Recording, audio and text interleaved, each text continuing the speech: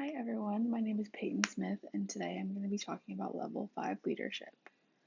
So, the chapter that I'll be presenting today covers the concept of Level 5 leadership. The textbook introduced this topic by sharing the story of Kimberly Clark's former CEO, Darwin E. Smith, who first assumed the position in 1975. Darwin entered the company at a time when its stock had fallen 36% over the previous 20-year period, and many felt that he was underqualified for the role.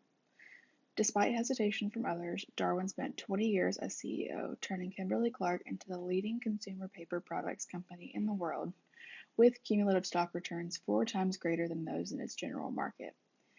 While Darwin's success is one of the best 20th century examples of a leader taking a company from good to great, very few have ever heard his name, and he would probably prefer it this way.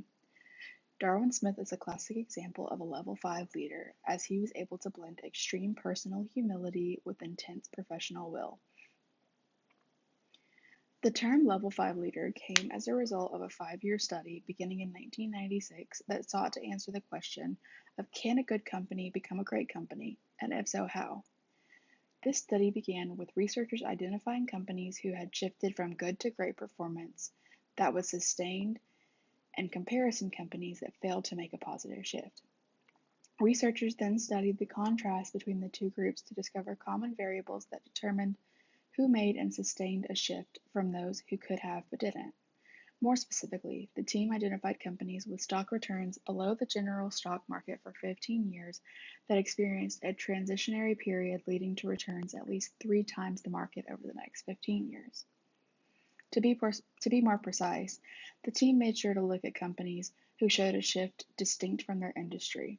If the whole industry made a shift, the company was dropped from the study. Out of 1,435 Fortune 500 companies, only 11 met the good to great criteria to be included in this study. With the 11 companies selected, researchers collected qualitative data such as articles, interviews with executives, and internal strategy documents. For quantitative data, the team ran financial metrics, examined executive compensation, compared patterns of management turnover, and calculated the effect of acquisitions on company stocks. One of the qualities that was identified among all 11 companies was a Level 5 leader.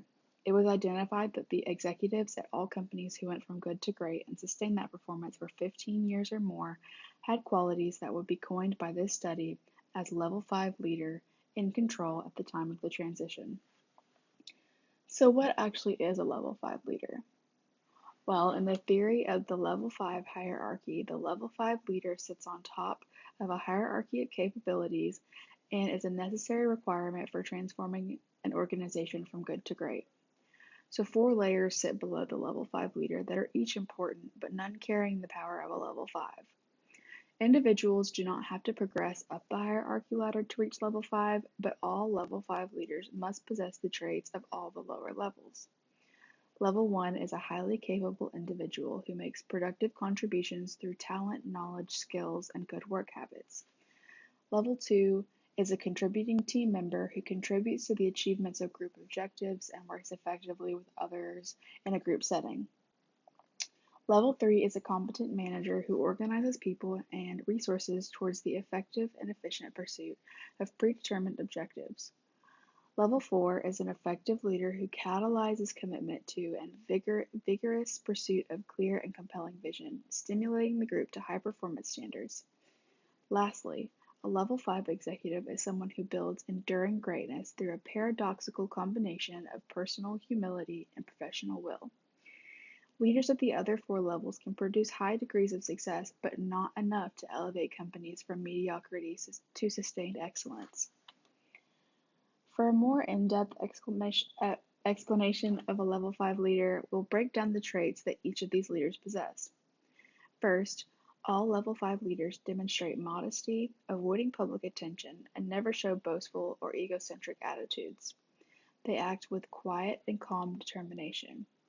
Through channeling ambition into the company instead of themselves, they aim to set up successors for continued greatness in the next generation. These leaders look in the mirror instead of out of the window when looking to place blame for poor results.